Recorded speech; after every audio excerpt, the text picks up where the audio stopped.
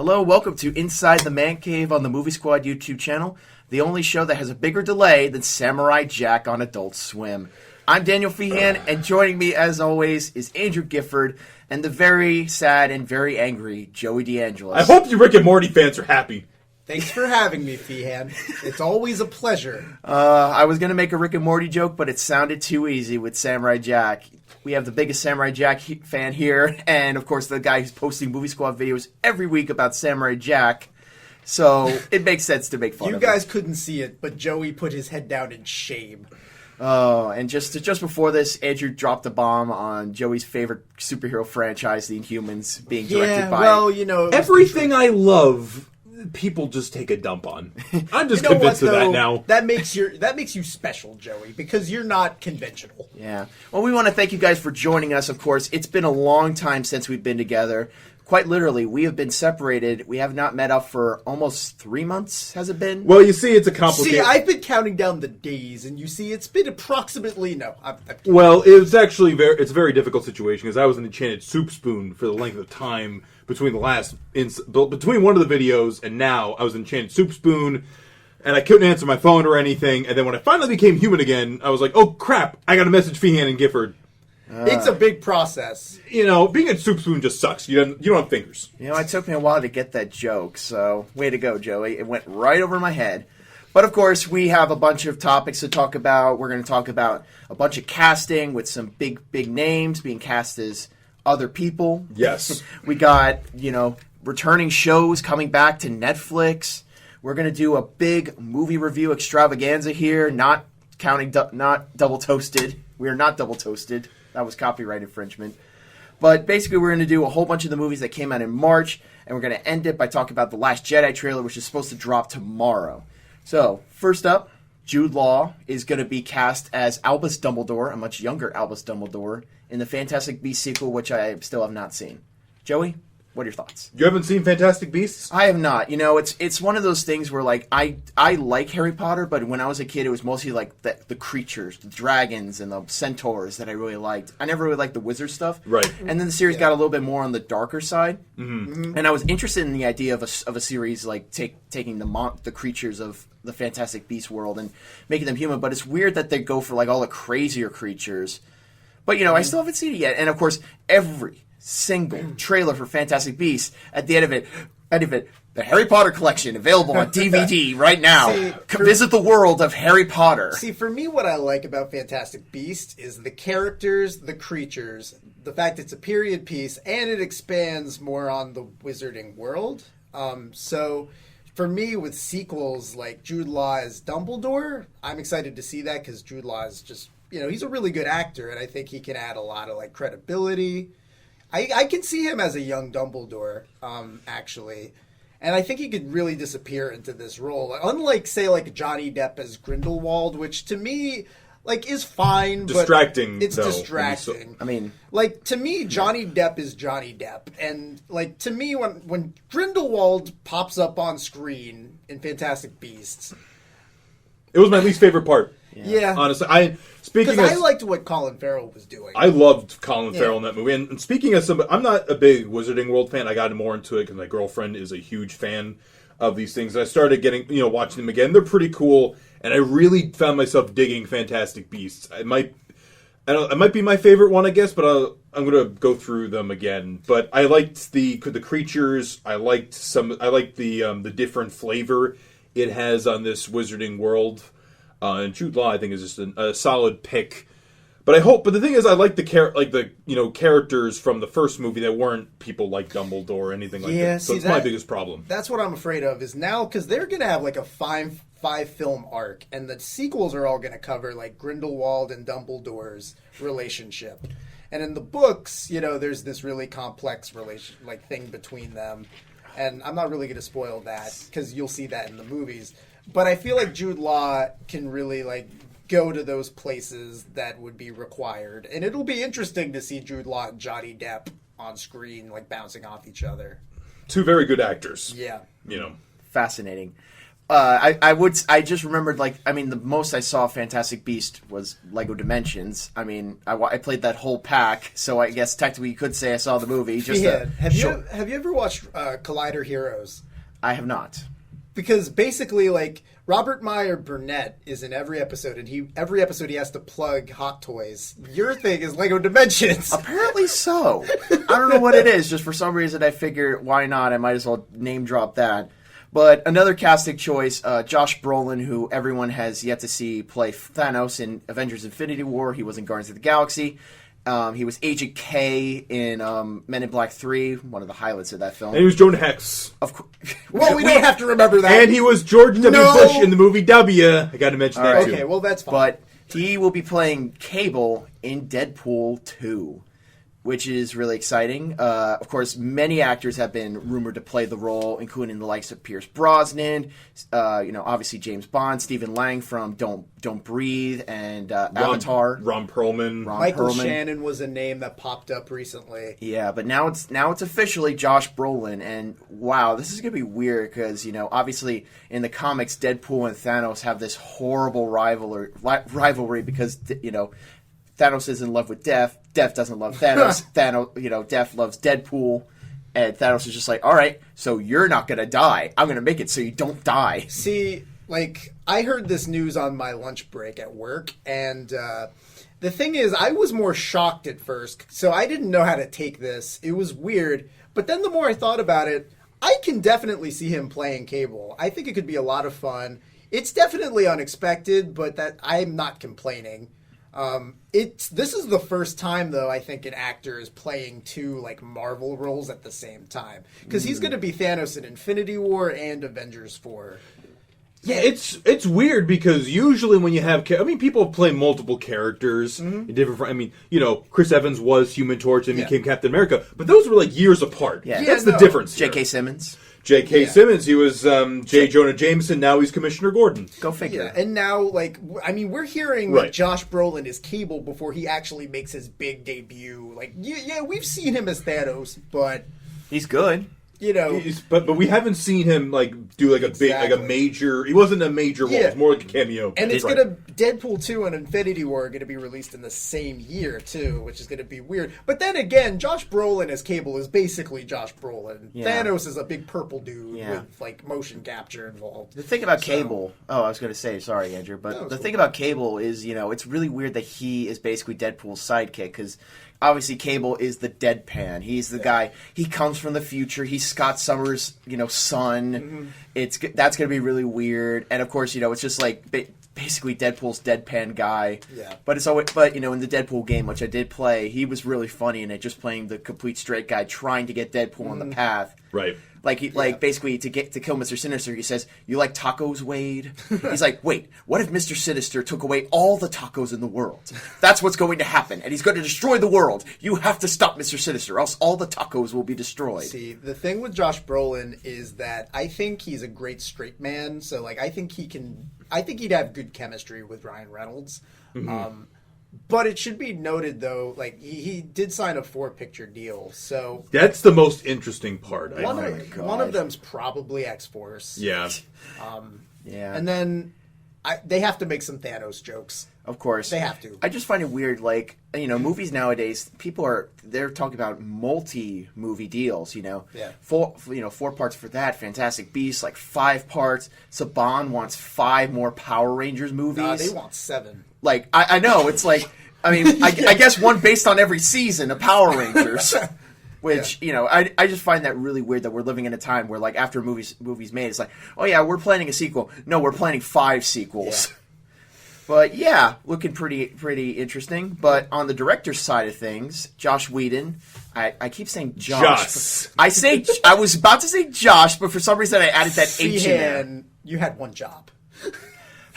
Well, Josh Whedon Thank you, Feehan. is directing Batgirl, which will be based, of course, on the New 52 iteration where she is not Oracle.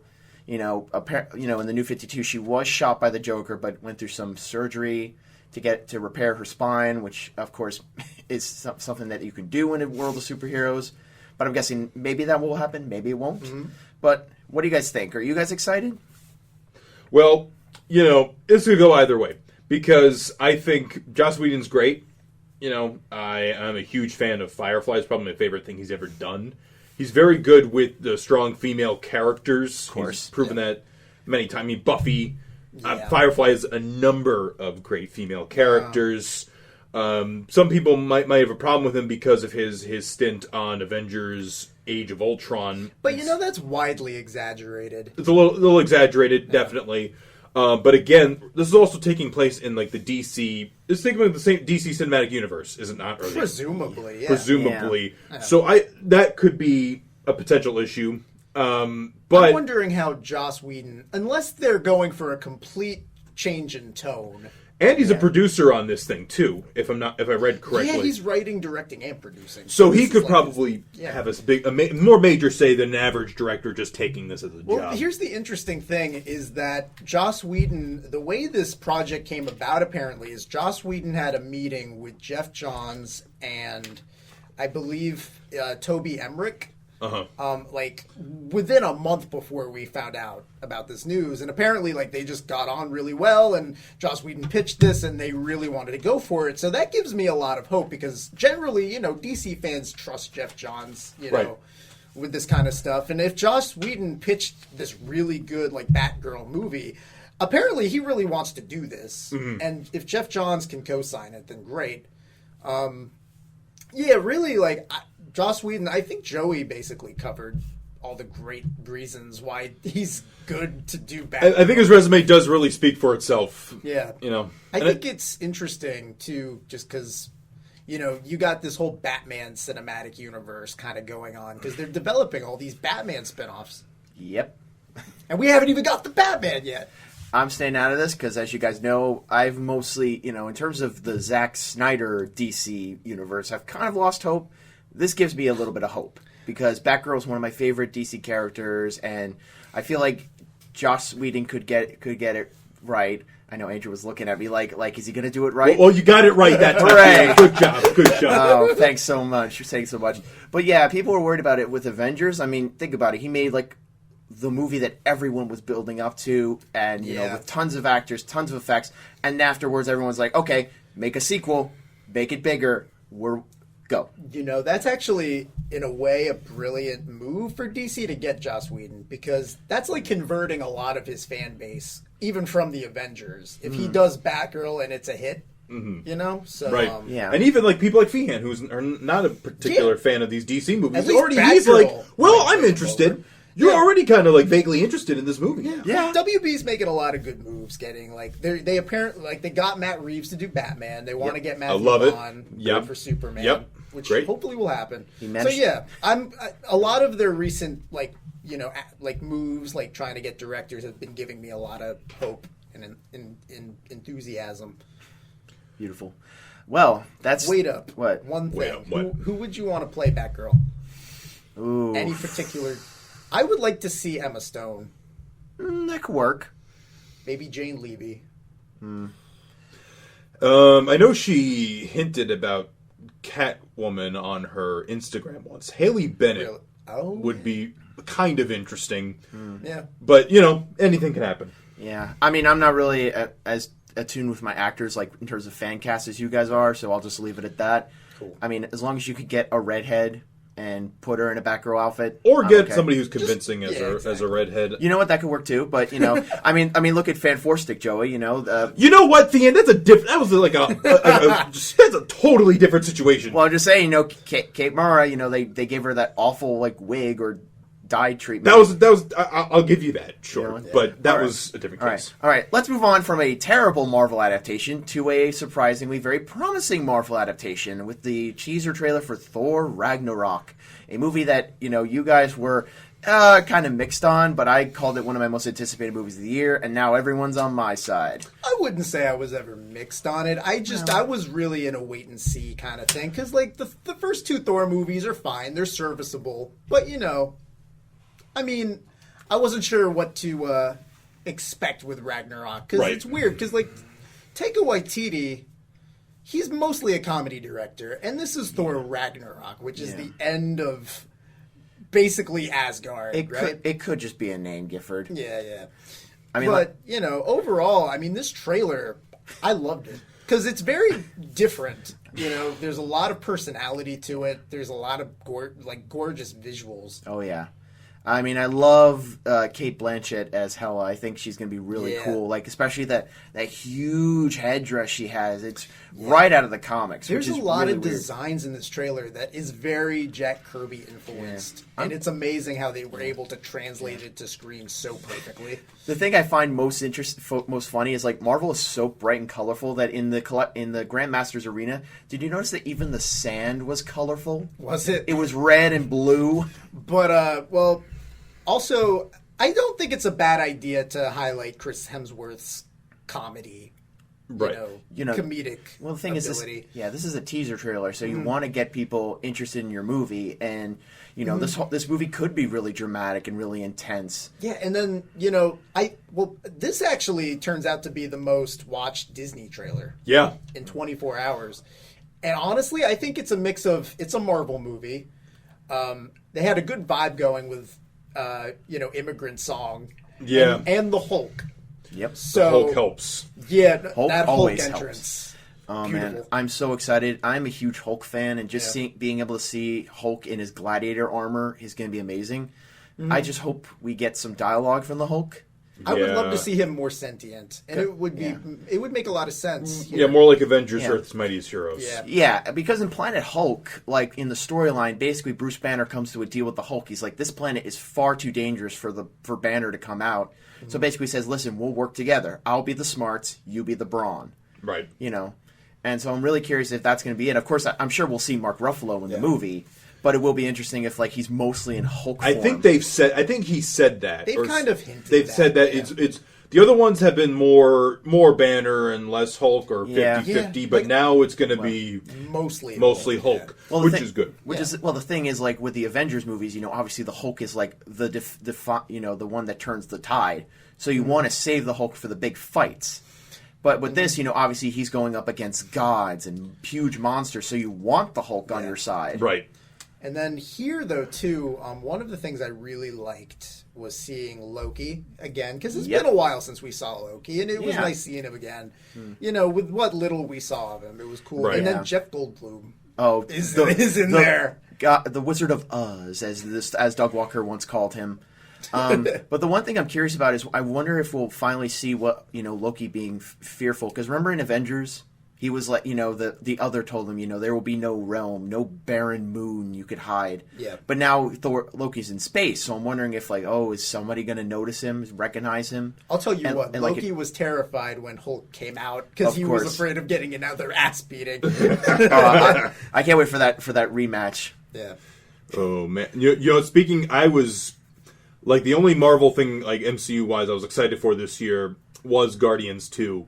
This trailer has me very excited for Thor 3. Also Tessa Thompson's Valkyrie looks good. Yeah. I like Tessa Thompson a lot. If you haven't seen Creed or Westworld, check her out on those. Yep. Carl Urban is going to be Scourge, the Yeah. Executioner. I love that shot of him. Yeah. Oh, yeah. It's funny. That reminds me of Earth's Mightiest Heroes because, he had the axe for most of season 1, but then the Hulk took it at the end of the season, and then in the second season he comes back with dual Gatling guns. So it's kind of I almost think it's a callback to that. I'm curious why they don't have the Enchantress in there yet. I figure she would be an obvious choice to be in the movie. I remember, I can't remember exactly, but when Kate Blanchett was first said to be in the movie, I think a lot of people speculated she might have been Enchantress. That's what I first thought. Yeah, that would have been interesting, but I'm glad she's playing Hela. It looks pretty cool. I'm curious what her motivation is going to be in the movie. One last thing. Yeah. Yeah. I guess. One last thing for Gifford, one last thing for Joey. Yeah. Yeah. Well, because there's been some criticisms or concerns that this feels too much like Guardians. Do you agree with that?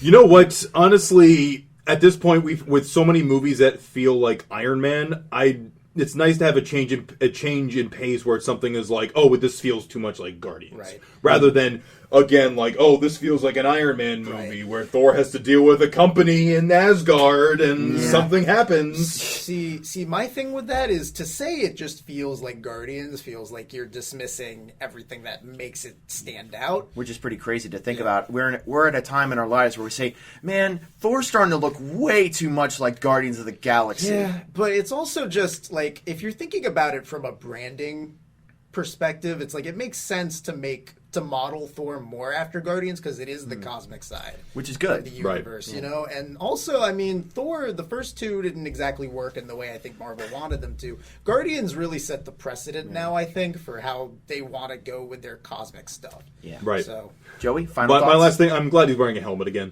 Oh my God, you nailed it. I was gonna say the same thing. Yeah. And Loki's wearing his helmet. Yeah, finally. I'm like, geez, that's like one of the most badass parts of Thor is that helmet. Immediately he takes it off in the first scene in Thor. See, that's the thing with this movie is I feel like this is almost Marvel saying sorry for anything maybe they didn't give us enough of in the first two Thors, you know? I'm curious if he's going to get back Mjolnir, if he's going to turn into Odinson from the comics. Yeah. Well, one thing I can say for this is I think this looks like a movie that would not appear on Mystery Science Theater 3000. That was a very, very good segue, my dear friend. Thank yes. Of course, I've been trying to get the guys in an MST3K mood because tomorrow on Netflix, MST3K is coming back for season 11. And keep in mind, that is a total of 14 episodes that have been funded on Kickstarter. Do you know any of the movies that are going to be featured? I noticed one. It was Reptilicus, okay. Which is an amazing, like, I think it's Danish or Swedish. I think it's Danish. Yeah, it's like a Danish monster movie. It's literally like a big snake on a string. It's amazing, but I couldn't recognize the other ones. I mean, 14 movies. And the thing I was so interested by is the fact that it's mostly like the older like 60s and 50s and 70s movies. I was part of me was thinking like, Netflix has such a backlog of crap that you figure they would rip into like some weird movie. Because like my sister has this weird habit where she'll browse Netflix movies and just watch stuff. I don't know what the movie's called, and I can't confirm this, but literally she was watching a movie. It was The Purge, except it was with black people. That was it. I have no idea if it was a comedy. I have no idea what the purpose was. But literally, it was just The Purge with black people, and instead of like some weird little doll on a card, it was like a drone. It sounds like one of those like asylum movies. Yeah. Well, I mean, the president was George Clooney, not George Clooney. I was about to say George Lopez. Wait, I was like, wait, is this in the same universe as the Spy Kids movies? Oh, I wish. But no, George Lopez was the guy. But the funny thing is, like, you figure the movie would be called The Urge or something like that. No, they keep saying Purge in the movie. So I'm like, okay, what is this? They're just unapologetic. I need to ask my sister what that movie's called. But regardless, Mystery Science Theater's coming back on Netflix. I'm very excited. Jonah Ray is going to be the new guy. He does a lot of stuff on The Nerdist. He has this other show, I think, on National Geographic, I think. But he's really funny. I watched him on the reunion show. He was great. He did a bit with Joel Hodgson. They did a Barber's, like, PSA. And they had this great bit where, like, Joe Hodgson said, podium shift, and they just switched podiums. I'm also looking forward to seeing Patton Oswalt and Felicia Day. As the Mads. She's playing Kinga Forrester. She's Dr. Forrester's daughter. You ever see Patton Oswalt's like filibuster on Parks and Rec? Where he basically pitched like this big crossover. That was beautiful. Yeah. It was funny. But it's really funny. I love the effects in the teaser. It's so just like the show, A lot of smoke, a lot of like miniatures and models and stuff on strings. I'm really excited, and the stuff's dropping at I think they said 12:01 a.m. Are you going to stay up? No, it's Pacific. That's Pacific time. Yeah, that's so like it'll be like 3 a.m. here, yeah. Yeah, sorry. I got to work. Yeah. But in any case, it'll be up there on Netflix, folks. So, Feehan's definitely very excited. I'm excited. I'm more Gifford's probably excited. I'll watch it. I'm more excited to binge. Good enough. I'm more excited to binge that than another show on Netflix, which is Iron Fist. I don't think I wrote that on the schedule, but I just wanted to quickly drop this. Of course, Iron Fist came out not too long ago. We all have completely separate things. I've seen the whole show. Joey's seen half of the show. Gifford has only seen one episode. Yeah. Ladies and gentlemen, this is the admin, the head admin of the Marvel Cinematic Universe saying, I've never finished this Everyone series. listening to this is like, good for him! Yeah, you know what? You're totally right. The thing about Iron Fist, though, is I don't binge stuff.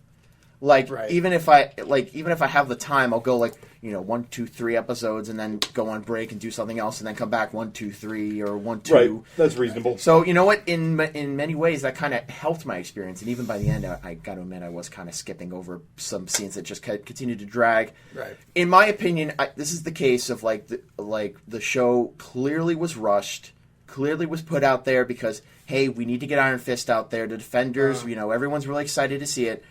Andrew, you only saw one episode. What were your thoughts? We're obviously not going to spoil anything. I'm not going to spoil anything because obviously these guys haven't seen the full show. Right. Andrew, what do you think? Well, here's the thing. I did watch the first episode is the only episode I watched in full, but I have seen clips throughout the season. I've spoiled things for myself because I have no intention of actually like watching through the season. But basically, I mean, this show. I actually kind of enjoyed the first episode. Like, it was fine for what it was, but it does feel very subpar and nothing special. And I feel like with Iron Fist, this is a character that has a lot of potential, and I just don't feel like this show is, anywhere close to capturing it. Yeah. It doesn't. The problem is it doesn't set a mood. Like, with Daredevil, it said it's gritty realism. With Jessica Jones, it was a noir. With Luke Cage, it had this hip-hop funk beat to it. It felt like what it should be. Like, but here it's like... It felt like Black Rocky. Well, yeah. Like, so Creed. Like, I'm watching Sure. Iron Yeah, you know Fist, what? Yeah. And everything I'm reading about it and everything I have seen of the show, and I just feel like I just couldn't help but wonder, like, okay, why am I sitting here watching this? Because everything that is out there that is kind of like this is better. Like, Arrow is very similar. You know what? It felt like an early 2000s attempt at a comic book property. And if this came out in the early or mid 2000s, we'd be praising the hell out of it. Yeah. But now because I go back to Daredevil. Especially with the first episode we're talking about. Daredevil, I think... The big thing is that some of these Netflix shows, they presume you're going to watch the whole thing. So I don't think sometimes they set up the pilot very well. The Daredevil pilot, or first episode anyway, I think is an excellent pilot for a show. Yeah, the Iron Fist pilot does not leave you really wanting more, honestly. Yeah, in many ways, I almost feel like the whole idea of him like trying to gain the company back should have been throughout the whole series, rather than okay, here's a couple episodes later, here we go. Mm-hmm. In my opinion, I didn't mind the series. In fact, I will say it with Daredevil and Jessica Jones and Luke Cage. This is also a positive and a negative. With those shows, they, mostly with Jessica Jones and Daredevil, they are so down and so depressing. After I'm binging them, you gotta take a break. I will say maybe Iron Fist will add some levity, because in a way he almost is the most fun. Well, here's the problem for me. There's very little violence in this show, especially considering like Jessica Jones and Daredevil are so like, I'm not going to say they're overly violent, but they're violent and realistic. There's shows I would not show like children or anything like. Whereas Iron Fist, you can almost get away with it. It feels very bloodless, and it's hard for me to believe that it takes place in the same universe as Daredevil. Yeah. Like, especially when you think about, again, the first episode. That first episode, like the fights that he gets himself into are brutal. Yeah. And in Iron Fist, it feels like, again, like a PG-13 like action thing. Like, one of my biggest problems with this show is, okay, for one, the writing is all over the place. Like, there are good moments and good scenes where, you think you maybe have some interesting characters, but like, a lot of times the characters will do something that seems uncharacteristic. Right. Or, and then Iron Fist is supposed to be like the greatest martial arts artist in the Marvel Universe. The choreography in this show is very disappointing. You know what? You're totally right. And the funny thing is, like, Daredevil is a better fighter than Iron Fist. You're right. And the thing is, like, with Daredevil, obviously, he had, I'm not going to say minimal training, but, obviously he's a blind guy fighting. Mm-hmm. So you can almost buy that he's moderately good at fighting above everyone else. So when it comes to Iron Fist, he is supposed to be one of, if not the best martial artist in the Marvel Universe. Yeah. So, you're supposed to have scenes where he's kicking ass and taking people down in like 2 strokes or less. Like, we just watched Kung Fu Panda, and those martial arts are way better. You know what? Yeah. If they threw Kung Fu Panda in Defenders, I'd be fine with it. But, yeah. And the funny thing is, like, it's just weird because, it's almost like escalation. You're like, if somebody actually does pose a threat to Iron Fist, you're like, okay, this is interesting. Like, the immortal weapon, the guy who's, like, so badass is actually find someone who could beat him. Right. But the fact that everyone manages to kick his ass is like, Yeah. why are we supposed to buy that this guy is a badass? And the fact that Danny Rand acts like he is the badass chosen one living weapon, it doesn't help things. I will also say this: it probably has some of the weakest villains. Oh, yeah. Okay, so not Ward, but his dad. You know what? I thought Ward actually wasn't that bad. Especially near the end of the series, they actually give him a decent arc, to go through. But you know what? Here's my other problem with these shows. Even the good ones, good Marvel Netflix shows, they go on way too long. 13 episodes is too much time for this. That's why I'm curious about Defenders. It's only 8 episodes. Yeah. That's why I like HBO shows where they're just like 8 to 10 episodes. Game of Thrones is one of the easiest things to binge because the episodes might be slightly longer, but there's only like 10 of them. It's not like Arrow where it's like 35. Right. It's like 22, but bunch of episodes. Let me ask you this though, guys. Like before we wrap this up, with because this has been a big topic relating to the show. Because there's a lot of controversy over. Whitewashing, even though Iron Fist is a Caucasian character. He always was. Yeah. But do you guys feel like maybe they should have updated it? Okay, here's my stance on it. If they did it, the writing fine. would be the same. Okay, if I think, but the thing is, I think people would have more embracing it. Right. But then you'd also have people on the other side criticizing it more because it's like they changed the they changed it and it's still crap. Right. Yeah, but in my opinion, it's kind of a double-edged sword because obviously when you have Danny Rand as a white guy, they think like, oh, great, the only white guy in a whole room of Asian kung fu masters is the best one out of all of them. But then you have an Asian kung fu fighter, and you're like, oh, this is stereotypical, this is racist. Yeah, I mean, the thing is, like, I'm not going to spoil it, but there is a part in Iron Fist with this guy. This guy was apparently auditioned to. I think he actually auditioned to be Iron Fist. And instead, he plays this guy who literally he is the drunken master. He is drunk and he fights Danny Rand, and it's the best fight scene in the show. Yeah. And I almost said, and there's even a part. I'm not going to spoil it again, but there's a part where they show footage of another Iron Fist, full costume, I might add, which was awesome. And I'm like, almost you should have cast that guy. But in my opinion, it could have gone either way. And you know what They have Finn Jones now. They have Finn Jones. They can't just rewrite him. They've already filmed Defenders. Yeah. I feel like the best thing they could do now is get some actual writers in here, get some actual writers from Iron Fist, from the Iron Fist show, and just say, here's what the character is. Do this. Have some development between him and Luke Cage. Those two have the heroes for hire. Yeah, man. Yeah. The thing about Luke Cage and Iron Fist is that in the '70s, both of those were made out of blaxploitation for Luke Cage, kung fu movies for Iron Fist. But then, of course, both of those died out real quickly. So they said, all right, let's combine these characters. And it became one of the biggest friendships in comic books. Yeah. This is the last thing I want to say. Mm-hmm. Here's the thing. Even in a decent or like an average show or just a bad show, a good performance can maybe carry it. Finn Jones is not cutting it. No. I feel like he could, it's very much like Henry Cavill, where I'm like, he could be a great Iron Fist, but he just needs good direction. And I think honestly, and I think one of us podcasts did a review of this show, and they said, you know what, this show should have honestly been Daughters of the Dragon, had Colleen Wing and maybe even Claire Temple. Some people are actually speculating now that Rachel McAdams is going to be Night Nurse. They think Claire Temple might become White Tiger. That would be interesting. It would, I will say, out of the episodes I watched, Claire is the best thing, but then again, Claire's the best thing in all of these. I'm afraid they're going to Coulson her. That would be horrible. They're going to do it, though, I feel like. Yeah, Rosario Dawson is easily the best part of the show. Actually, the funny thing is that, and again, one of us podcasts said this, all the female characters are great. Almost all of them. I will say, Madame Gao, Claire Temple, Colleen Wing. Right. Some people said they kind of were like Joy Meacham, but then they're like, no, not really. She's just like... Yeah. But bottom line of Iron Fist, if you're absolutely fully committed to the Defenders, give it a watch. Yeah. But if you're like, I really don't want to watch this, I'm not really interested in Iron Fist, go online. Go to the Spark Notes edition. Do what I did and just watch some clips on YouTube. Read some articles. Watch the best videos. Watch the IGN videos or stuff like that. Yeah. But regardless, now we're going to get into our quote unquote final topic, which is going to be a blitztravaganza of all the movies that came in March that, of course, we didn't get to review, either individually or together. We'll talk about them now, regardless. Yes. All right. Number 1. Logan, of course, the final movie to star Hugh Jackman as Wolverine. We'll see about that. yeah. It's his last movie until someone throws a huge pile of cash his way. Feehan, we gotta rub it in like in Joey's face, like, yeah, Hugh Jackman's last movie. Yeah, we're never gonna see him again. Yeah, but yes, Logan. That's fine. Yeah, you know what? He got a good. Of course, good for him. Yeah. Robert Downey Jr. won't get that. Anyway, let's leave the biggest Wolverine fan in the room for last. Andrew, what did you think about Logan? How many times did you see it? Did you see it just that one time? I only saw it once. Okay, so you're with me. Just this once. Yeah.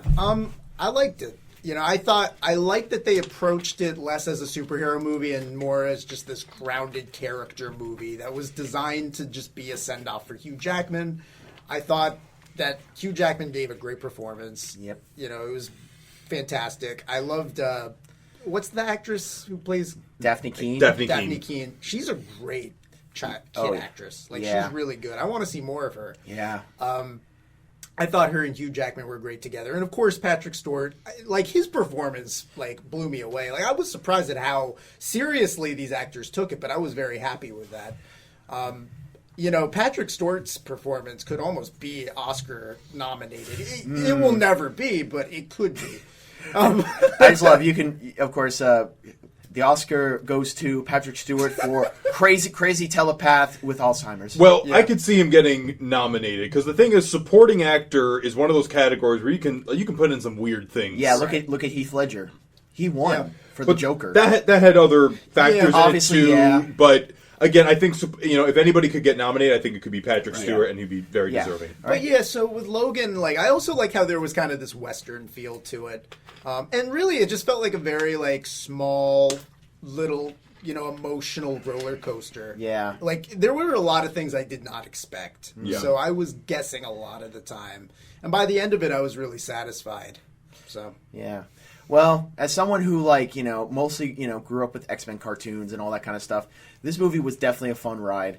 I think going the rated R route was a great move on Fox's part because man, the action scenes in this movie are amazing. You finally get to see Wolverine be Wolverine, slashing people up, cutting them, stabbing them.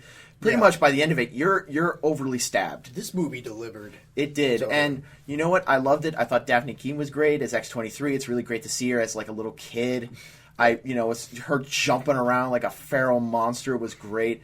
The one, I will say there are probably some negatives to the movie, but they're mostly like stuff like, obviously with an R-rated movie, people like to throw the F word and the curse words around. And to me, I feel like they kind of went a little overboard with it. I mean, sure, it's funny when Patrick Stewart says the F word as Professor Xavier once or twice, but when he keeps saying it over and over again, it kind of loses the luster. Right. But again, that's a really small thing. Another thing I will say is that this, in Wolverine the X-Men, the cartoon series, the whole, in the beginning, like Rogue goes literally rogue because Wolverine keeps on leaving the X-Men. She's like, "Why do you keep leaving? We're your family." This movie says, no, this guy has to leave. Otherwise, people are going to come after him and people are going to die. Yeah. Especially there's like a point at the, Joey, you know what happens. Like this one person saved Logan and he does something before something happens. And it's like, oh my God, I can't believe he nearly did that. Yeah. But I love this movie. I thought it was great. The joy for me, for two things. Number one, it was really sad seeing some people get really, really emotional over certain parts of the movie. but the other thing is, parents, if you're listening to this, oh boy, do not bring your children to this movie. First, do not bring your kids because this is not the superhero squad. Wolverine doesn't have butter knives, and he's not in a silly costume. He is stabbing people through the head. Okay, second off, do not bring your toddlers, infants, or babies to this movie because you will annoy everyone in the theater when your baby is sobbing and crying I don't know. At the most dramatic scenes in the movie. Feehan, as a kid, I probably would have gotten a kick out of it. I would have been like, yeah, blood! No, I'm not saying kids. It's just like it kind of ruins the dramatic moments when the kid is obviously he doesn't know any better, so he's mumbling and this stuttering. Movie is not made for kids. Of course, it's just that excuse of like, well, we don't want to get a babysitter, but we really want to see this movie, so let's bring our kid to this movie. Mm-hmm. I mean, obviously, when I was a kid, I saw PG-13 movies and movies with violence and cursing and blood, but I didn't notice because they had monsters in them. Yeah, but it's just like if you're really young, I mean, obviously. You really shouldn't bring like babies to movies. I think there was actually a baby when I went to go see Godzilla. Wow. Wasn't that bad, but it just was, during certain parts it was noticeable, but thankfully maybe it distracted from the terrible acting. That's true. Yeah. All right, Joey, your final thoughts. Well, I freaking love this movie. It's probably going to end up being my favorite. He liked it? No. I thought you were going to say it was worse than Pit you Boy guys. Sticks. All right, let's let him finish. This was my most anticipated movie of the year. I have basically grown up watching Hugh Jackman as Wolverine. My journey started in 2003 with X2, and, growing up with him from, like, elementary school all the way through now, like, post-college, has been, like, a strange, like, weird journey. So many ups and downs. But this one definitely gives his portrayal of Wolverine, ends it on a high note. It's also a movie where it was a very surreal experience where it wasn't really a movie about fan service. No. Because this movie, which is very refreshing. I know some people, some friends of ours even, criticize the movie for not having flashbacks explaining certain things, where I personally thought they were explained, just fine. I think it's nice to leave some things to the imagination. Yeah. The thing is, this is such a small character movie where I just care about what's happening on screen. Because if you get flashbacks, you're going to get something like the end of X-Men Apocalypse. Suddenly it becomes an X-Men. When really, that's not the story we're telling here. I have one of the villains I didn't care for, but that was like a relatively minor thing because I thought he worked out all right. Hugh Jackman's probably the best performance he'll ever give in his whole career. That was something else. Daphne Keane, of course, Patrick Stewart. And it's just like a movie where I saw it 3 times, by the way, and even like the third time I was so like emotional at certain bits, and it's not like other movies where they handle like tragic scenes or like sad scenes. It lets you have like a catharsis or like oh man. Let's remember the good times. This is like, no, we have to keep moving. Yeah. This is essentially it's like a Mad Max movie too. This movie doesn't give you time to like rest or grieve. Something crappy is going on, then another thing happens that's really bad. So it goes from things in this movie just go from bad to worse. I felt at a drop physically of a dime. ill, honestly, at points. Did it make you hurt? Sorry, that was too easy. You had to make the... Yep, I get it. But again, I like to see... I like James Mangold's direction of the action. Yeah. I particularly loved that first scene. It really set the tone of this movie so well. I'm glad there wasn't an after-credits scene. Oh, yeah. And again, here's another thing. Again, you have the typical typical action scene with these heroes, but it's not 2 heroes, like, fighting through 15,000 buildings, exploding everything in their way. Right. It was a much more intimate, much more personal, much more gritty story, rather than just, we're gonna go through the buildings! So... Logan, I think it's great. Another movie I don't think is so great is Kong Skull Island. Shut your mouth. Well, let's talk. We'll leave you for last because you're the big fan of this thing. You're the big fan of it. Yeah. Surprisingly, the fan of King Kong, the biggest fan of King Kong, is the one who's the most mixed on this film, probably. I guess I'll go first on this because I'm still talking. Why not? Okay, so this wasn't the worst thing I saw this year or anything like that. It was an entertaining movie. I'm glad this isn't going to be glowing when it's like, it's not the worst thing I've seen this year. In a year, it was short. There were some great soundtrack choices. I liked the cinematography in places. I liked some of the different changes they made to the Skull Island mythology. For instance, the natives in this version, they're not very like savage or like wild. They're very calm and peaceful dudes. They're almost Lilliputians because they're so short. Yeah. Which is really interesting. Some of the creature designs I did not dig. Outside of Kong himself, I found the creature designs to be rather generic. I don't remember the creature designs, to be honest with you. For the most part. Like I said, I love Kong. John Goodman was pretty decent, and Samuel L. Jackson was just entertaining. Yeah. There were parts where I thought he was going to just wrestle Kong. Yeah. In certain scenes, and it was ridiculous. And, before I forget, John C. Reilly, awesome job in this movie. He's, out of all the human characters, he's the one I gave a damn about. Everybody else, like Brie Larson, Academy Award winner, what? And then Tom Hiddleston, that was Loki? That was like Henry Cavill acting. What are you doing? What are you doing to Tom Hiddleston? Yeah. That really echoed on my mic.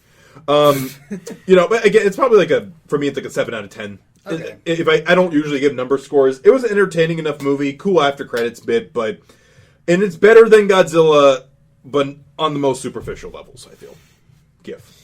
Yeah, I pretty much agree with you. Like the human characters, like I didn't care for. They're just not interesting. And Right. You're right. It's better than Godzilla on the most superficial level.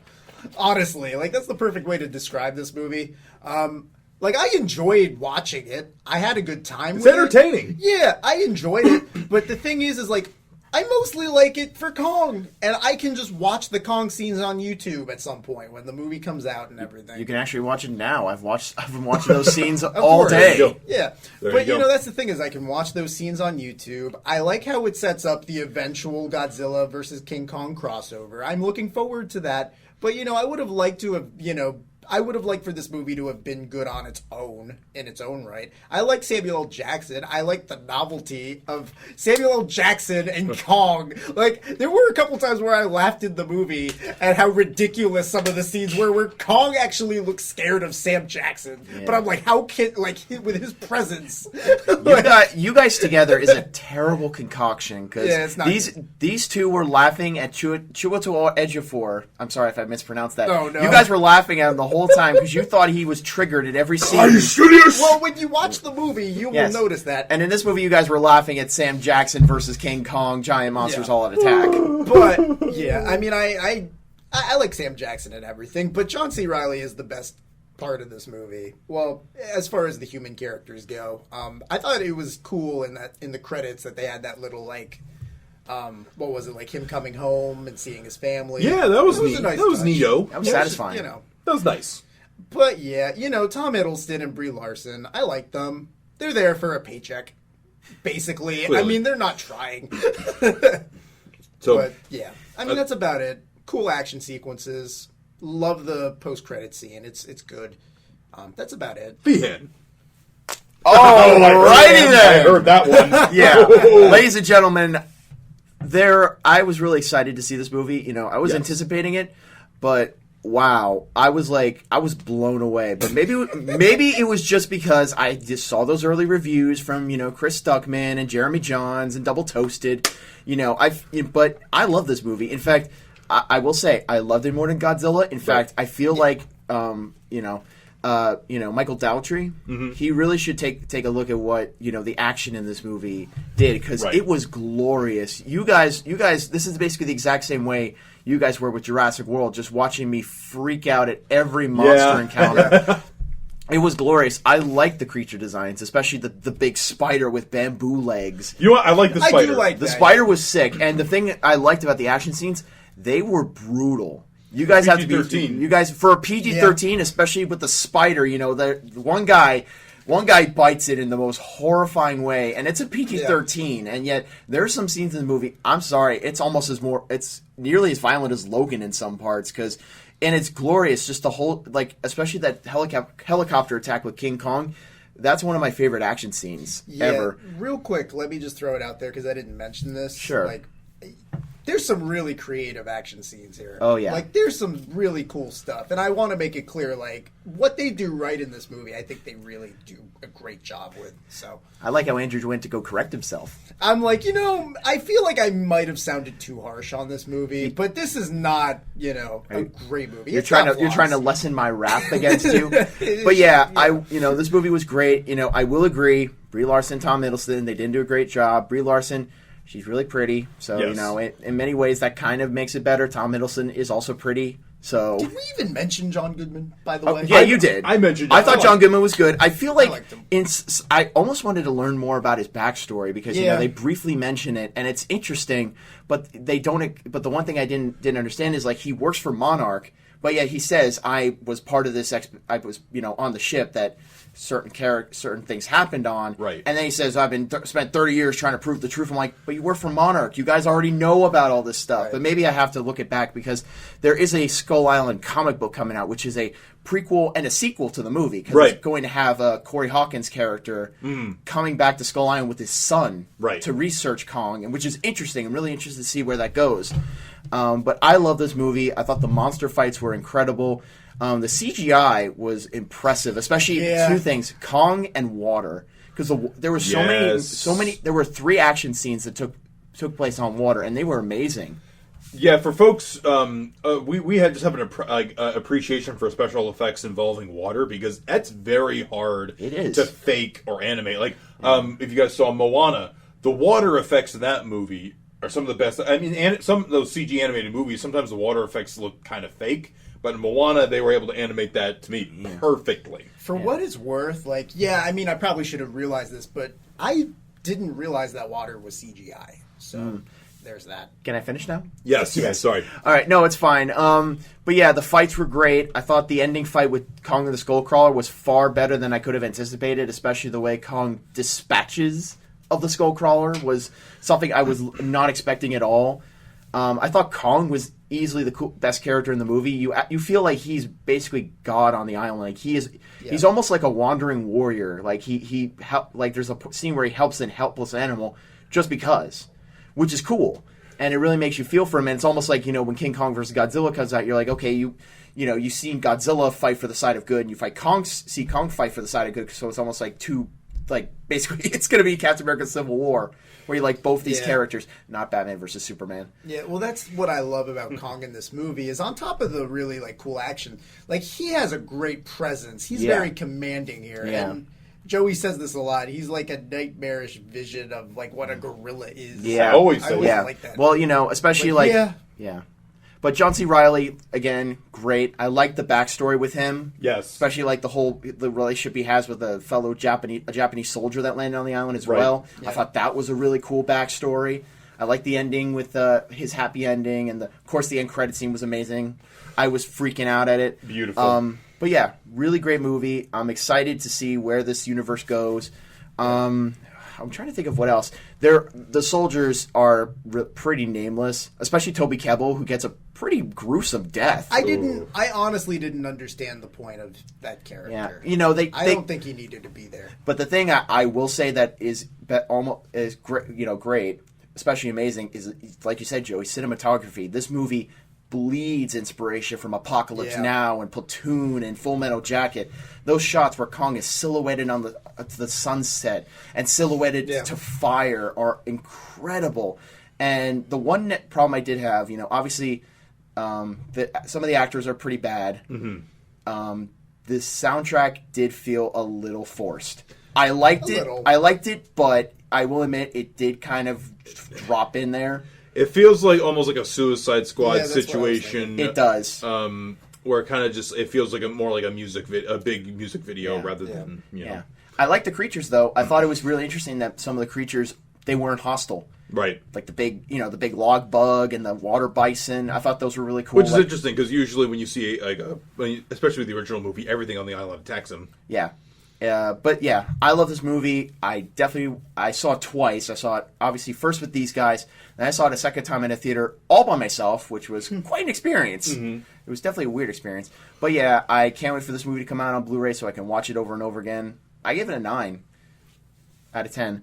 But next up, Beauty and the Beast, the remake to the beloved 1991 film by Howard Ashman and the music is done by Alan Menken, the lyrics done by the late Howard Ashman, with new lyrics in this one done by Tim Rice. Joey, you and Allison did a very extensive review of this movie, so very, very briefly, give your opinions on the film. Sure. Remaking something that to me is already perfect is very difficult. The original Beauty and the Beast to me is as perfect as you can get with any of the original classic Disney movies. Perfect songs, characters, pacing, animation, music, everything. The whole 9 yards is great in that movie. Then you try to remake it, and they do a very faithful job in many areas, and a lot of the performances are great. However, the problem is when they're trying to stuff more things into it. So the original Beauty and the Beast is 85 minutes, about 90 minutes when you put the special edition song in there. Right. This one's almost 2 hours and 10 minutes. It's almost like double the running time of that other movie. And it's by the time we get to the end of the original Beauty and the Beast, they're probably only just getting to the ballroom scene. Right. In this one, I think performance highlights Luke Evans. It was spectacular in my opinion. Very surprising. A very surprising turn from Luke Evans. Josh Gad was good. Ewan McGregor was good. I like Kevin Kline quite a bit, and Audra McDonald is always spectacular. Yeah.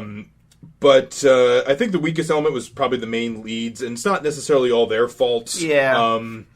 Particularly with Dan Stevens, it's more about the failing of the visual effects department in certain areas, because I never felt that the Beast was like a hulking creature in most of the scenes. I felt like he would kind of just floated. I never feared Beast around, in this movie. and I thought it was a pretty good design. It was just sometimes the rendering wasn't fully convincing. Yeah. But again, my biggest problem with this thing is that the stuff that they added feels so clearly added, and it doesn't, to me, add all that much. I will say the song they added, Evermore, is a great song, but I don't feel like the original, like with the way that song is supposed to happen in the remake. In the original, he just roars in great agony, whereas in this one he sings a song, and I just feel it works better in the original movie. But again, I'll let you I hear your guys' thoughts. Well, yeah, I mean, I actually I like the movie. It's a mixed bag. For me, it's like Joey said. I mean, the original animated movie is perfect, and so a remake of it, you're literally just, it's gonna be a live action adaptation where you're gonna just basically take a lot of the elements that we've seen before, but you're gonna add to it and try to make it, mix it up a little bit. Luke Evans as Gaston and LeFou, Josh Gad as LeFou. Yeah. They're my favorite parts of this movie. Ewan McGregor as Lumiere is really good. I mean, really, I like all the the furniture and everything. The enchanted objects are great. Yeah. They're all great. And I enjoyed the movie. Like, I loved seeing the original movie brought to life with real actors and sets and everything. I mean, it's neat. To me, the stuff they added in there does feel very crammed in, and there's no real payoff with a lot of it. I feel. And then there's one element they added with the mirror. Mm-hmm. You know what I'm talking about? Or the book, you mean? Yeah, and I'm like, okay, no, that just took me out of it. I didn't mind it as much. Plus, it kind of made me wish for another Disney movie to get a live-action remake. Man. Hashtag Hunchback. But yeah, Emma Watson, she's fine. I didn't particularly, love her, but, she's fine. She's a good actress. And I kind of liked her cover of some of the songs. Dan Stevens is pretty good as Beast, actually. I liked him.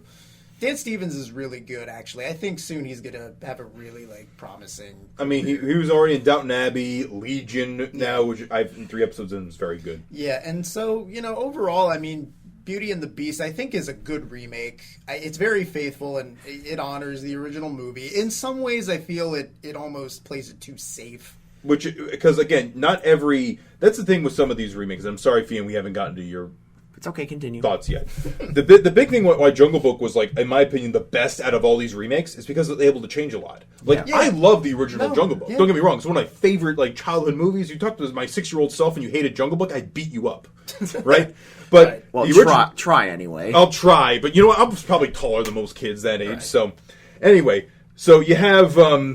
Jungle Book, but you're able to change a lot because the original film for a lot of people is not so familiar, and a lot of it is kind of forgettable, sadly. Well, it's mostly the songs because literally Disney said no story, just character, characters and songs. And they're able to change a lot, and they kept the most important songs in the new version. With Beauty and the Beast, you can't do that. You can't just cut out everything because Beauty and the Beast is not only one of the most admired animated films; it's an admired musical. I mean, I just got to see the live stage version many years ago. And again, it's just a lovely musical. You love all the songs. That's why you go to see Beauty and the Beast. You're not going to go to see Beauty and the Beast just to see the fairy tale. Not just that. You're going to see to hear Beauty and the Beast. Oh yeah, something there. Gaston. You're here for all these musicals. Be our guest. Dude, what is this? A John Cocteau version? Dude, I got a big kick out of seeing Be Our Guest done again. And Gaston, because I didn't see the original in theaters. I never got to do that because I was born a few years after it. Mm-hmm. So for me, it was just fun to hear the music playing. But again, I have to judge this movie for what it is, and it's hard to go wrong when you're adapting such a perfect movie. You're basically playing on people's emotions and nostalgia. So the movie itself, it's fine. It's a good time. Ultimately, though, my big thing with it is, when it comes out, on Blu-ray or whatever, I have the animated movie right here, and it's basically the same movie. It's shorter and it's better. So, Feehan, I liked it. There we go. No. One of my biggest problems is, not one of the biggest problems. One of the biggest problems with me personally is that when I was a kid, I watched Lion King, Aladdin. Even my sister watched Little Mermaid a lot. Beauty and the Beast was surprisingly not the movie I watched a lot. Even though I think as a kid I would have loved seeing the Beast just roaring and stomping around. So recently I watched the film again. I bought it on Blu-ray. And I watched it, and I was like, oh, wow, this is great. No wonder it got nominated for Best Picture. Yeah. So watching this, I'm like, okay, they did a good job. You know, they added a couple plot points, which I thought did fix a couple of the plot holes that people have been trying to ruin Beauty and the Beast for years because they're like, you get it, it's funny. Someone probably got turned into a toilet on this for Beauty and the Beast, right? Isn't that funny? But I liked it. I thought Dan Stevens was pretty good as the Beast. I really liked Evermore. I thought that was a great song. He's got a good set of pipes on him. I even thought the other songs were pretty good too. They serve their purpose. They functioned. Can I just add, I love Evermore. I've listened to it numerous times because it's really good. I don't even remember the other songs really. I don't really remember the lyrics or the names. Of the songs. Day in the Sun, and I think there's something forever. How does a moment last forever? Last forever. Which I liked Kevin Kline singing it. I didn't. We love Kevin Kline in this program. No, sorry, that we just had to stop recording for a second. But yes, that was a nice bit. Yeah. At the end, continue. But yeah, I thought the CGI was pretty good. I thought the Be Our Guest scene was well done, but it did kind of get a little bit mixed. But I love the song, and I like the way they changed it up. I like the original Be Our Guest, but of course this one is more a little bit more extravagant. You know what I mean? Kind of more like a 1920s kind of musical type of thing. Yeah. I love Ewan McGregor, of course. It does feel like he kind of strains with the accent a little bit. But it is kind of funny seeing Ewan McGregor do a French accent because all I could think of is Moulin Rouge. Yeah. Of course, Ian McKellen as Cogsworth was great. I like the new furniture, like Stanley Tucci as the piano. Kind of reminds me of Tim Curry as the organ from Enchanted Christmas. The first thing I thought of. Of course, Audra McDonald as Madame de Garderobe, the wardrobe lady. Yeah, and great. And I like the ending, how they change one part of it so that it's a lot darker. It actually causes a little bit of an impact, which is very nice. Yeah, I will admit that. It's one of those moments where you're like, oh god. But I do have something to mention. I'm glad you guys took so long because I just remembered. In the theater I went to, there were 4 other people in there. One of them was a pregnant woman and her daughter. The daughter must have been maybe 4 or 5 years old, somewhere around there. Did she cry? No. The funny thing about it was I was sitting only a couple seats away from them. First up, they came in and they're like, "Excuse me, this is Beauty and the Beast, right?" I said, "Yes, it is." And they sat down. I'm like, "Well, if it's a Boss Baby, I'm leaving." And the people in front of us laughed at that too. But a little bit, almost halfway through the movie, the little girl is whispering to her mom, moving in her chair, going "This movie's 22 minutes more." There's 22 minutes more in this movie, Mom. And I'm like, does she have to go to the bathroom or something? Does she just want to go? Does she not understand how movies work? And by the end of the movie, in the climax, I'm not even kidding you, she was standing up in her chair. As soon as the credits roll, I swear she probably wanted to run out of there as fast as she can because, I don't know. I mean, I guess I sympathize because when I saw Atlantis: The Lost Empire as a kid, I thought that movie was 4 hours long because as a kid, movies go a lot slower for you. Yeah, I feel like you're going to have smear campaigns against these kids that act up in theaters. Hey, Andrew, you and me, we work in a grocery store. We see the worst kind of kids that you can imagine. Kids that take the cookies and kids who scream and cry. So we know this kind of stuff. But regardless, I like this movie. Definitely not as good as The Jungle Book. I think Bill Condon did a good job. Of course, everyone's like, "Oh, this is the director of Twilight." Yeah. But he did a good job, and I thought the set design was pretty amazing on the Beast Castle. Also, since we didn't cover this real quick, I do want to say something I really do like about this version is that they do go more in depth with the characters. They do go more into Beast's family. Yeah. And, his home life a little. Yeah. I feel like not so much that. I love how Luke Evans, the way he plays Gaston, he plays up the evil a lot more. Well, near the end, I thought LeFou feels like a character. Yeah. Well, I kind of liked at the beginning. He kind of more is kind of tries to be a nice guy, but he's very fake. He doesn't know he's a jerk. He just thinks "Listen, Belle, I'm trying to help you. I'm trying to be there for you." And Belle could see through his crap. She could see what he's really after. And even that Kevin Kline is even like, "You're not going to marry my daughter. What is wrong with you?" Yeah. I thought the funny thing is, Double Toasted pointed this out, Kevin Kline is bigger than Luke Evans. Oh, yeah. It's okay, I can't... I think that's maybe why Kevin Kline is always sitting. Yeah. Or he's kind of hunched over or on his knees because it's almost dude, we got to have Gaston be manly. You can't, Kevin Kline. Could you sit on your knees or something? And I guess that's why it certainly works better as an animated movie because you don't need to take into account heights or if the CGI is believable because everything's in the same freaking universe because it looks it's all believable. Yeah. But it's a good movie. Regardless, Beauty and the Beast, it's good. Yeah. We liked it. Go Power Rangers! Good segue. So yeah, me and Andrew saw Power Rangers at separate times. Oh, I'm sorry, not Power Rangers. Saban's Power Rangers. That's important. They're really No, Krispy Kreme's Power Rangers. Well, the thing about Power Rangers is that for times Saban, Krispy Kreme's. Yeah. Krispy Kreme presented by Power Rangers. Well, you're name dropping it, but regardless, this movie. The thing about Saban's Power Rangers is that for a time it was bought by Disney, and then Saban got the rights back. So literally, he puts his name on everything involving Power Rangers. But regardless, of course, Power Rangers is based on a 1990s TV series, very popular. It's basically literally how I imagine it. Saban got the rights to the Super Sentai series from Japan, and he's like, "How do I make this work?" And he's sitting in a room somewhere having a beer, and he's flipping through channels. He keeps flipping between Saved by the Bell reruns, and then switches to a channel showing Godzilla movies. Like, aha! I have my idea, and thus Power Rangers was born. A bunch of actors.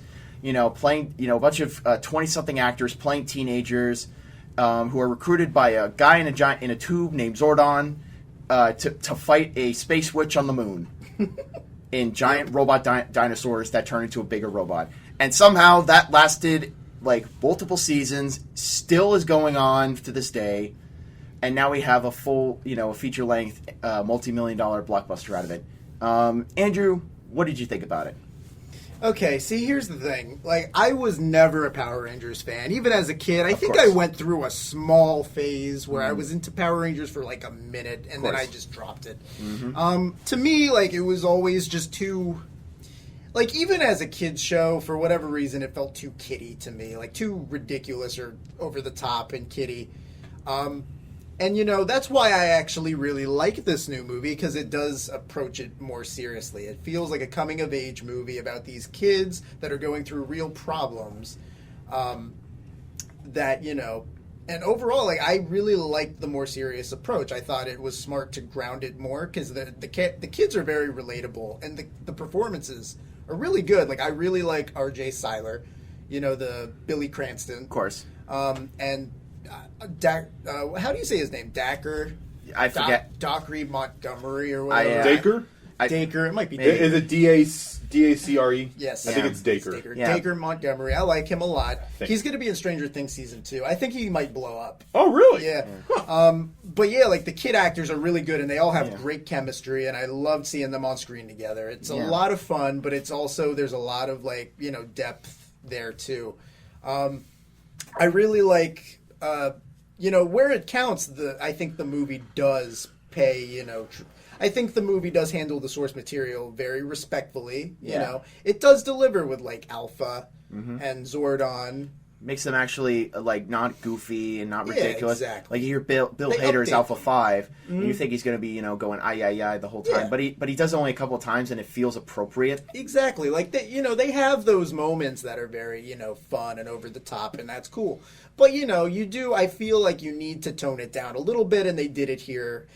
I'll admit this, towards the end of the movie, when they do become the Power Rangers, I did feel that they segue too fast into that, so it felt a little jarring. It's good for the while. fans, they're gonna love it. Yeah, I think for us, I mean, the funny thing about the movie is that for me, I was like, I'll give my opinions on it in a second, but it's like, it's funny how, I praise Kong Skull Island for its action scenes, and it's kind of the opposite of Kong Skull Island, where you're like, the action scenes were great, but the characters were terrible. Here, right. The characters were great, and the action scenes were... Yeah, that's what it is here, is like, to me, this felt like almost a very small independent film that suddenly becomes this big... Transformers-esque thing. Now, it's not like that, but, the action does feel a little bloated, a little too much going on screen. I mean, overall, listen, that's a nitpick. The fans are going to love it, and I'm being a little harsh. I need to see the movie again to really, like, judge it, fairly, I think, about, with the action sequences. But overall, I mean, yeah, I liked it a lot. Yeah. My sister saw this movie, and she was immediately like, I want to see this again, and she doesn't even like Power Rangers, and she watched like the original series, like the first episode on Netflix of the original series, and she's like, "This is terrible." Yeah, I mean, they just made a good movie here. Yeah, man. but the thing is with me, I have two exposures to Power Rangers. One was I had the Dino Thunder Megazord because dinosaur robots, So that was really about it. And then my brother had a DVD of like Power Rangers SPD, which is like in the future, and their boss is like a dog alien. And it's ridiculous. It was actually pretty funny because like there's a whole part where like he becomes a Power Ranger himself, and then the next episode they're like, well, our boss is super powerful, we don't have to do anything, and they basically the boss comes in as a Power Ranger and kicks their asses, basically saying no, you fight your own battles. But that was it. That was my only exposure to Power Rangers as a kid. So watching this, I was sitting in the theater. You know, there were only a couple people in the theater, and this was like our big theater. So there's like this old couple in the front of me. It was pretty funny because like the moments where there were the jump scare moments with Elizabeth Banks, Rita Repulsa. I do like the horror vibe going on with her. Yeah. It was kind of creepy, especially like one of the woman had like this huge head of hair. And so, like, when there was, like, a jump scare moment, I could see the hair, like, hop up in the air for a second, and it made me laugh a little bit. Okay. But cool. I thought the actors were great, you know. They all were great. I thought the choice to tackle themes like autism and LGBTQ, you know, that kind of stuff. You know, even, like, the one thing I didn't even notice, I have to take a look, is that they give Jason, you know, was it Jason? Yeah. Yeah, it was Jason. It was Jason. They give him a limp in the movie, which I don't think I even noticed. I didn't notice that. Apparently from the accent. That's what some other reviewers said. Okay. But in the beginning of the movie, and I liked at the beginning of the movie, they don't even like try to say, "Oh yeah, we're making this for kids." No, there is a milking joke. The tone, yeah. There's a milking joke in there, and I'm not going to ruin you know. it. Yeah, and you know, it's like it's great. And I thought the kids had great chemistry, and the action scenes like were decent. I thought the Zord fights were pretty cool. You know, in the original show, they couldn't do Zord fights because literally it was mostly just a bunch of toys. But it was cool seeing like, you know, like them fighting a really, really dumb version of Goldar. Yeah. As someone who didn't really watch the show, I can't say much about Goldar. Yeah, I mean, but regardless, I thought it was good. I thought the actors were great. I'm really interested to see what they're going to do for sequels. They do set up a sequel in the post-credit scene. Well, more like a mid-credit scene, which I didn't even see because I didn't know it was mid-credits. I just, you know, I stuck around for both times I saw Kong, I stuck around for the end credit scene twice. Yeah. But for this, I was just like, I don't really care. One thing, like, we should mention Elizabeth Banks as Rita Repulsa. I was going to say. The thing with her... And a lot of people are mixed about her performance. Well, the first half. The thing with her performance is, you know, she's very campy and ridiculous and over the top. To me, though, the good thing about her in the movie is she does add that flavor from the original show where it's like, okay, I don't mind them adding that little bit, you know, because it's like, Power Rangers should probably have a villain. You know, she's having fun with it. So, you know, I didn't have a problem with it. I was like, you know what? She's having a good time with it. She's kind of unpredictable. Yeah. So I'll say a couple final things. First up, Bryan Cranston was great as Zordon. Yeah, I thought it was really great. Apparently, he got his start on Power Rangers. He voiced a monster on Power Rangers, which is great. I thought the look of Zordon, like everyone was making fun of the fact he looks like those sharper image like needle things. Billy's last name Cranston. He's named after Bryan Cranston. Yeah. But yeah, I liked him. I thought Bill Hader was good. Oh yeah. Bill Hader's always great. Yeah. Mostly with Power Rangers. Recently, I've been learning a lot about Power Rangers thanks to Linkara's Atop the Fourth Wall History of Power Rangers series, which I recommend everyone go out and check out because it's really in depth and he makes it fun. It's really interesting to learn about the series because the first season alone has 60 episodes to it. Yeah, 60. There's a lot, man. So it's actually good to watch that because you're like, okay, I can finally understand it. One final thing, that huge product placement, man. Yeah. When you leave this movie, you will have a craving for Krispy Kreme because they name drop that stuff every chance they get in that finale. It's kind of painful, but it's kind of funny. But it's not. The sad thing is, it doesn't feel like a joke. Like you feel like someone like the Lego Movie could make it funny. You know, their blatant product placement. It's almost like Wayne's World. You know, when they're making fun of product placement and they're covered in product placement. See, to me, it just feels very shameless. So I'm like, you know what? You're being very upfront about this, where I can't really be upset because you're basically admitting, this is a Krispy Kreme commercial. Yeah. What are you going to do about it? Well, we don't have a Krispy Kreme. You already paid. Yeah. This is a Power Rangers movie. Yeah. What did you expect? Well, the thing is, like, we don't have a Krispy Kreme near us, so Kreme. we're pissed off. We're pissed off that we don't have one. I'm sure anybody who lives near Krispy Kreme was like, "Yeah, I went to Krispy Kreme right after this movie." I was at the train station at New York Penn the other day, and they had a Krispy Kreme. I was so tempted. Yeah, Joey, if I was with you, I would have gone. You would have pushed me in and maybe buy a dozen. But yeah, Power Rangers, pretty good for what it is. Very good, yeah. Really surprising. I mean, we're not fans of Power Rangers. Joey, you did not see this movie, but instead you saw something probably Joey. a little bit on different on the spectrum. You Joey, saw. Oh wait, our friend Wikey would be very disappointed in you because you did not contribute to Power Rangers box I'll office. see it eventually. It's not my fault Yeah. that the rest of the world hasn't caught on to it. Ladies and gentlemen, we'll be dragging Joey to go watch Power Rangers, and we will record his horrified screams of. I'll see it at some point. It's not like All right. I'm not going to see it. Yeah, but every I time know. he says, "Oh, I don't want to see it. I have other things," we're going to mention that he is the only one of us who has seen DreamWorks' The Boss Baby. Which, well, I'm not going to go there. Okay. Were you about to defend this? Were you about to defend Alec Baldwin's The Boss Baby? I will defend Alec Baldwin as the Boss Baby because he can be pretty amusing. So Alec Baldwin is Alec Baldwin. It's fun. But you can see that on SNL.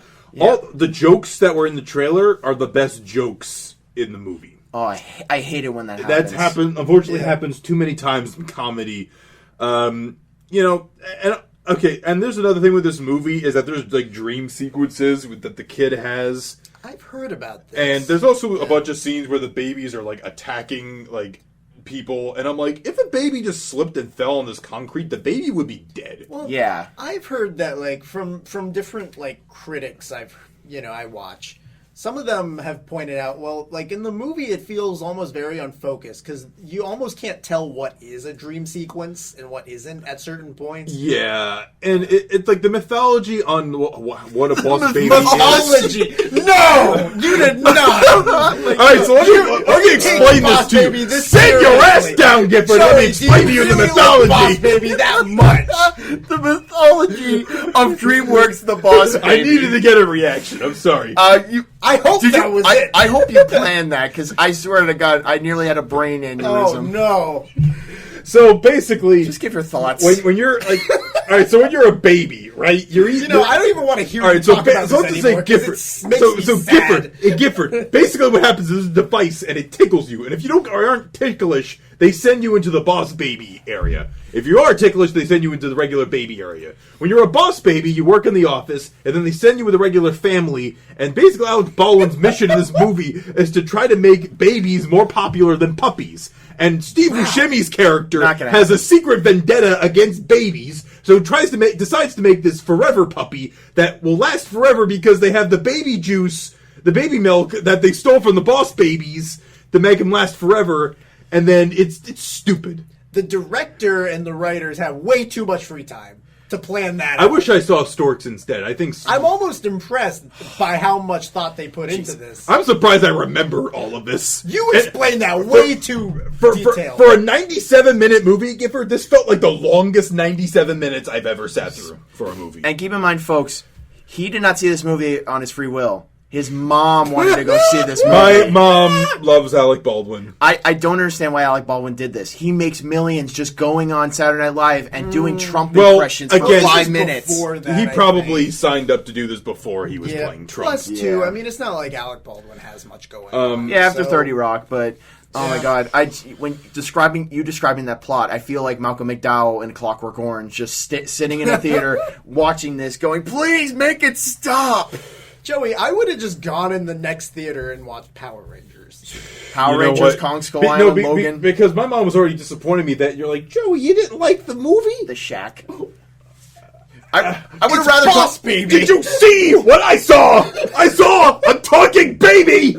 Joey would rather go see The Shack.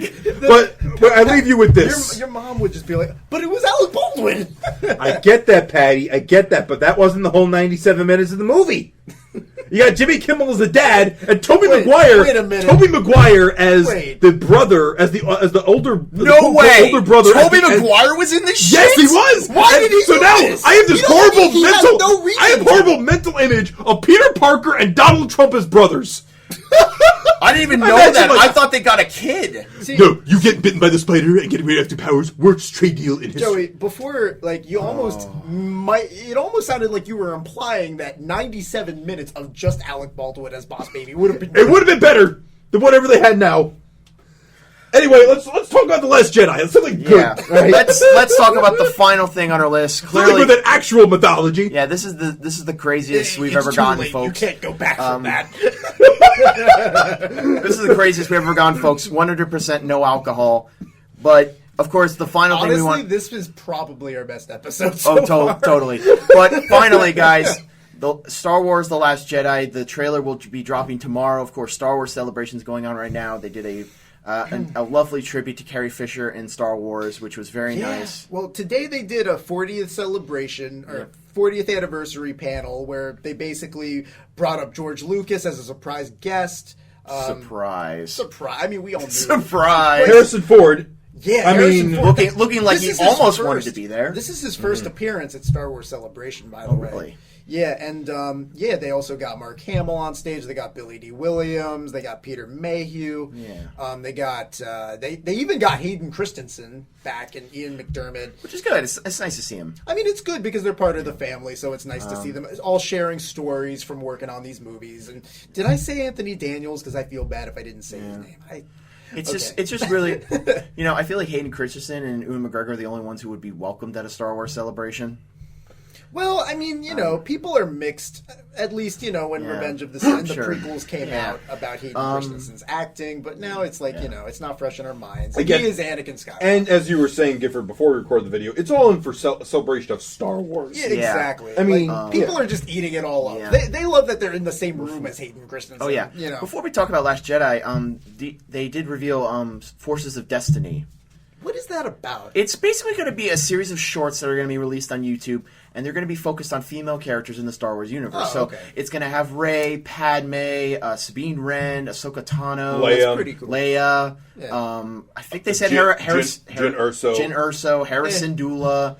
It's basically Star Wars it's basically the Star Wars DC superhero girls. All right. You Yeah, know, that they're sounds gonna. cool. They've already shown the toys. They're gonna have dolls of Jin Erso nice. and All right. Princess Leia, which is great. It's nice that they're doing that. It's nice that they're appealing to the female demographic, the girl demographic, which is great. And then I guess we should just mention this since we are bringing up, some things from Celebration. I guess they're going to do a video game panel within the next couple days. Oh, and yeah. the Battlefront 2 teaser did leak. I saw that. And, the first Battlefield... Battlefront. Yeah, Or Battlefront. My bad. Yeah. Battlefront, the first game I played, and I was disappointed there was no story mode. Oh yeah. Multiplayer was fun at first, but it gets tiring. It gets boring. Yeah. After a while. The graphics are amazing. I feel like The graphics Graphics great. are really good, yeah. yeah, I feel like if they took that and put a single player content into it, like what they're doing in Battlefront 2, I'm really excited for this. Especially, I like the concept of a group of this is the literally shattered empire. Yeah. Like literally the remnants of the empire. Like, we need to finish this. We need to avenge our emperor. Mm-hmm. Which is pretty cool. It's really interesting to see what's going to happen. And I'm so glad they're bringing in stuff from the prequels, which I never thought I'd say, but it just seems so weird that we had I forget what the planet was called, but we had Scarif, from Rogue One. We had Tatooine, Hoth, Endor, and then there was another planet, kind of like Mustafar, but not really. Okay. Well, But it feels like with the obviously with the original Battlefront games, they had places like Coruscant and the Jedi Temple and I forget what the Camino, places like that, really cool places in the Star Wars universe. And I feel like if they did that for Battlefront, just multiple maps of stuff from the Star Wars universe, in that graphic style, it would look amazing. One of my favorite things was Cloud City back in the original. Oh yeah, that was awesome. I also loved all the interactable stuff in there. You went to Hoth, here's a Wampa. Right. There's the Sarlacc pit. There's the big creature that Obi-Wan Kenobi fights in Episode 2 on the Felucia. Yeah. But Andrew, you were saying something? Well, no, just in the Battlefront 2 teaser, what I love, though, too, is, we know there's going to be a story mode because they're making that up. even John Boyega was like, I was disappointed there was no story mode, but Bless him. But also, I love that in the teaser they do make a point of saying all eras are included. Like Kylo Ren and Darth Maul and Rey are all playable. There's footage of them shown. I think even Yoda, so that's exciting. So yeah, I'm excited for that. I think it's going to be really cool. I'm curious if they're going to go for more of like a long story, like, kind of it starts off in episode 1 and then, kind of goes through the Clone Wars and then it goes through the Empire. I don't know. I think, something kind of like what Battlefield 1 did, following multiple soldiers through multiple eras and wars. Well, is the first Battlefront game, is it considered canon? Because I know that, Lucasfilm has this big, long thing because they got a story committee that oversees everything. What could you count as canon in the first Battlefront game? Yeah, I guess not. Because there's nothing. There's no story mode. It's just multiplayer. So I'm wondering if this game, if it is, if the story is, across all the eras, if this would be considered continuity. Maybe that's what they're trying to avoid is any continuity slip-ups or screw-ups. Because maybe. I remember with the original Battlefront 2, it's funny I have to say the original Battlefront 2. It's like I have to say the original Spider-Man 2. The original Xbox One. Yeah, the original. Really, I wish this was just called Battlefront 4. Right. But with the original, there was a whole story mode with the 501st that you followed the 501st from Geonosis all the way through the Battle of Hoth. Yeah. Which is awesome. And there were some story details I would have liked to have seen picked up in the new canon, but I think they've abandoned those. So maybe they're trying to avoid trying to entangle with the main canon as much as possible with this stuff and letting the movies and comics and TV stuff handle that. But Last Jedi, let's talk about that. I feel like obviously there's not much to talk about. I guess we should just talk about what we're hoping to see out of this trailer. Yeah. Andrew, what do you want to see out of the trailer? Okay, well, for one, we heard that this is going to be more like a full trailer, not like the teaser for Force Awakens that came out like a full year before the movie. True. This is actually going to show stuff. Honestly, I'm trying not to get my expectations too high, but I'm hoping to see Luke. Maybe hear him. If not, I'm hoping maybe at the end of the trailer we see a reveal shot of Luke maybe with a lightsaber or something, just to get us excited. Maybe I'm asking for too much with that because they might want to save that.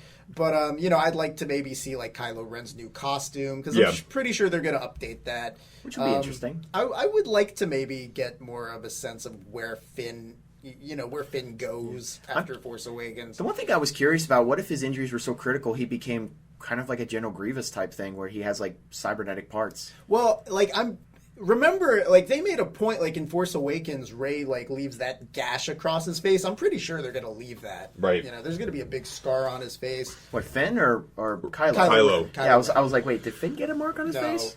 No, but, also, though, too, I'm sure we'll see some Carrie Fisher, probably. We'll see some Leia. I feel like they're going to have to show her.